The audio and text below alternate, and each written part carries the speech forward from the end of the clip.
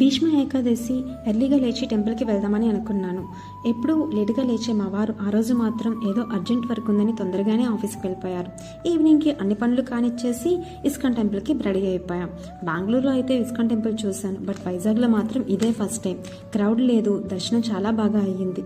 ప్రసాదం ఇవ్వలేదని కొంచెం బాధ అనిపించినా టెంపుల్ మాత్రం చాలా పీస్ఫుల్గా అనిపించింది. అలాగే దగ్గరలో ఉన్న టీటీడీ టెంపుల్కి కూడా వెళ్ళాం. ఇక్కడ 7:30తో ఫ్రీ దర్శనాలు ఉండవంట, కానీ ఆ రోజు క్రౌడ్ ఎక్కువ ఉండడం వల్ల మాకు అలౌ చేశారు. అలాగా డైరెక్ట్గా విందు కోసం డిన్నర్ కోసం మన బిర్యానీ విందుకు వెళ్ళాం. అక్కడ మష్రూమ్ బిర్యానీ ఆర్డర్ చేసుకొని ఆ పక్కనే ఉన్న బ్రౌనీస్ని కూడా పార్సల్ కట్టుకొని మా డేని ఎండ్ చేసాం. ఈ డేలో స్మాల్ గ్లిమ్స్ మీరు కూడా చూసాయండి. Thanks for watching.